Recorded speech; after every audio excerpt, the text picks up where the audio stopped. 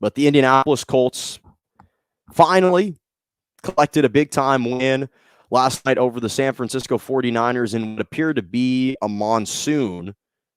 The fact that they even scored 30 points given those weather conditions is kind of mind-boggling, to be honest. And the 49ers, they've been just a whirlwind. They're 0-3 at home this year at Levi Stadium. Colts had to travel to Santa Clara. Now are 3-4 overall. And this is something that I've said to start the season.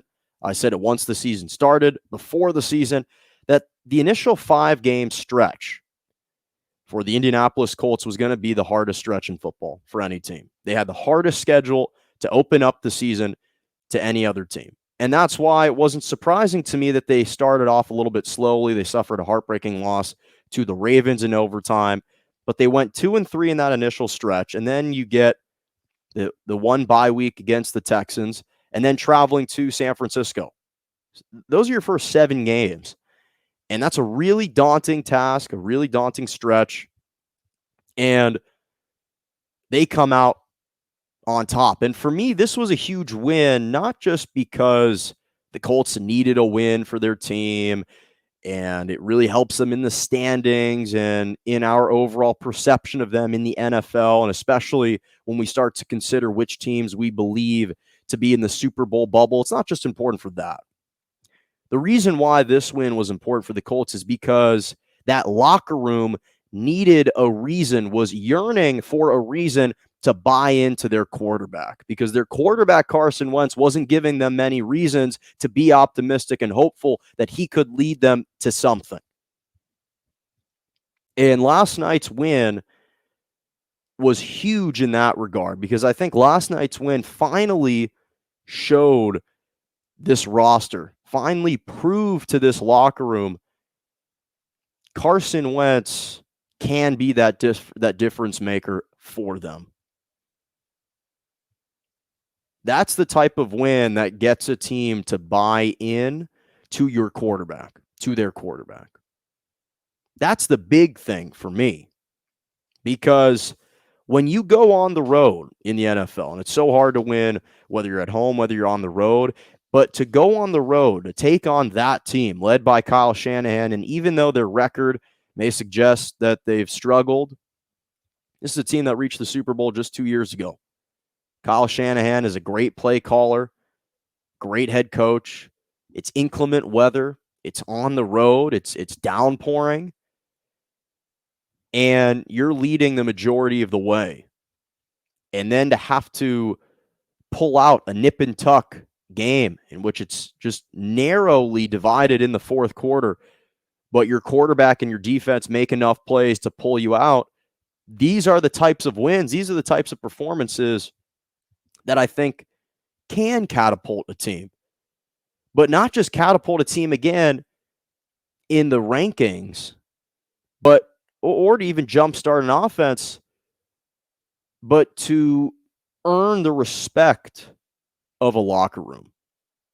Because at the end of the day, in team sports, if you don't believe in your leader, if you don't believe in your captain, you're not going to go anywhere.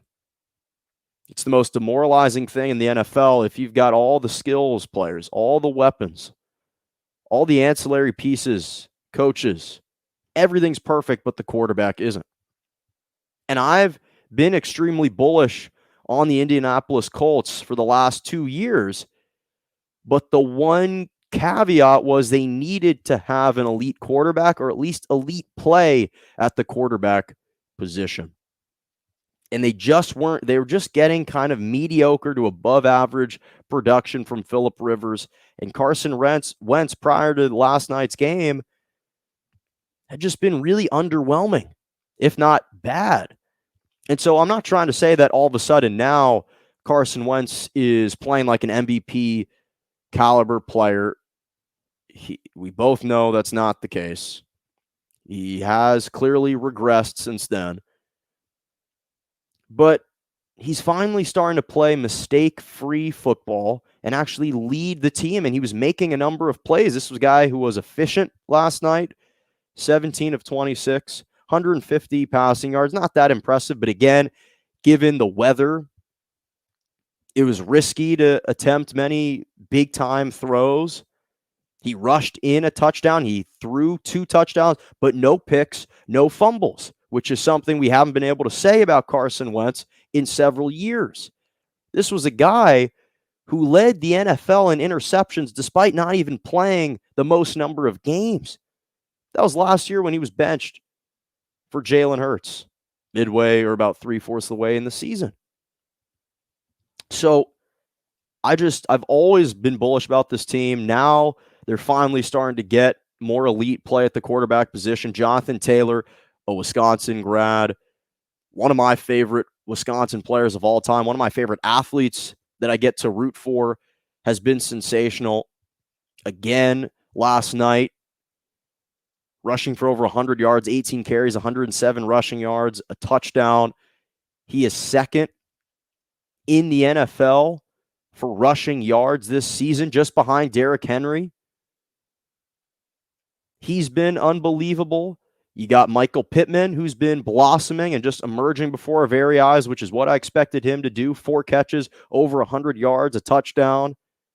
He's extremely talented. He's extremely impressive. The defense, of course, is playmakers all over the place. They intercepted Jimmy Garoppolo twice. They forced 3 fumbles. They recovered 2 of them. So I've always liked this team, as I've said before. They just needed elite quarterback play. It's not even just that they need an elite quarterback. They just need elite quarterback play. And yesterday was the first kind of sign to me that, oh, okay, we might be starting to see something here. And I think that sentiment is shared right now amongst all the teammates in that locker room, where they're looking at Wentz and saying, okay, we actually might be able to do something special with this guy. And I certainly hope so. Again, they've got an easier slate of games coming up, their next 3 games. Obviously, the next one is a big one against the Tennessee Titans, but this time it's at home. I think the Titans going from 2 highly emotional games against the Bills and the Chiefs collecting wins, there might be a slight drop-off there. They've got a couple games that they can afford to lose in the division because it's just a 2-team race between them and the Colts to win the division. So I think that's a game that the Colts can win. But then after that, they've got the Jets, who are likely playing without Zach Wilson, and then the Jaguars, who've only won 1 game. So I think it was just a big-time win for the locker room, and great performance. Great performance had to happen.